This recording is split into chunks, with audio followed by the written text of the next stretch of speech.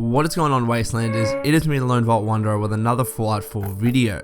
So the topic of this video is going to be about how Fallout 4 will have a guide that's going to be published by Bethesda and Prima Games. Now the article that I'm talking off of, as always, is linked in the description below, but I want to be highlighting the main points. So the article states that Bethesda Softworks is working with strategy guide maker Prima Games on the Vault Dwellers Survival Guide the company's announced today. The 400-page compendium includes detailed maps, statistics, and more to shepherd you out of Vault 111 and into the post-nuclear Commonwealth. It is being written by the same team that put together Prima's official guide for the Elder Scrolls V Skyrim. So the reason why I wanted to talk about this is not because I'm trying to dissuade people, into purchasing this Fallout survival guide. If you want to do that, and if you think it's going to help you play the game, then definitely do that. I'm not criticizing you at all. I think if you want to purchase it, you're entirely within your rights to do it. And if you find a purpose from the survival guide, then well done, I'm not criticizing you in any way, but for me personally, I don't want to buy this survival guide for several reasons.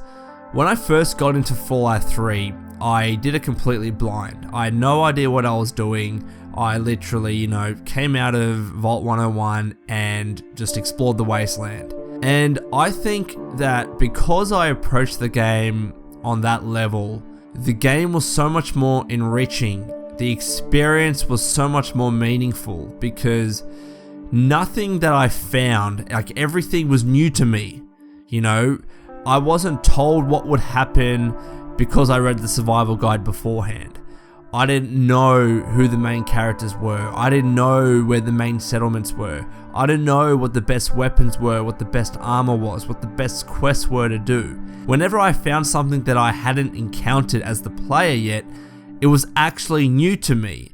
And it wasn't as if I had read the survival guide and knew that that certain thing was coming up, even though I hadn't actually come across it in-game with the character. And for this reason, I think that especially for new fans of Fallout who might have just recently purchased Fallout 3 and want to get into Fallout 4. I'm not saying don't purchase the survival guide altogether. If you want to do that, that's fine, but at least what I'm saying is that purchase it as a collectible and not something that you think you should be relying heavily on when playing Fallout 4. Because I gravely think that that could ruin the experience for you.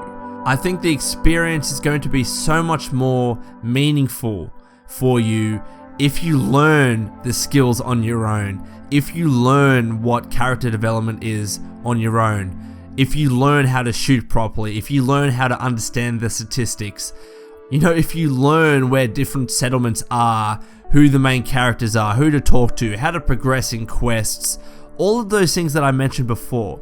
If you learn how to do that on your own, I think it's a much more satisfying feeling than if you have your hand held throughout the game. And this was something that, going back to my Pokemon days, I remember when I purchased one of the strategy guides for Pokemon, and after reading after the first couple of pages, I know how to do this route, I know what Pokemon to catch in this route, I know what level they can be, or there's going to be this gym leader, I can see exactly what Pokemon this gym leader is going to have and what their weaknesses are. I did that for the first gym, up until the first gym, and I thought, why am I doing this? I've not versed these gym leaders before. I want their Pokemon to be a surprise. I want the battle to be climactic. I want myself to actually get goosebumps because I have no idea what the gym leader is like, what they look like, what their name is until I see them, what level Pokemon they're going to obliterate me with, and if I read a guide, that's going to ruin that surprise and experience for me. And the exact same argument goes for Fallout 4, let alone any other video game. If you read a strategy guide, you're taking away from the surprise aspect that you would usually get if you just played the game blind. And there are some games where you legitimately get stuck, so go look at a walkthrough. Look at the guide if you have purchased it as a collectible. But what I'm saying at the very least is don't rely on it like a Bible. Don't treat it like this sole source of information.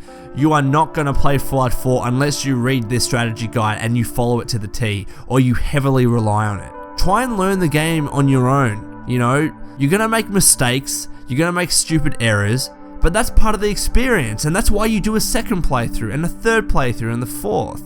That's the true beauty about Fallout, and I want everybody, whether you're an old fan or a new fan, to experience Fallout the way I think it should be, and I think the way many people think it should be.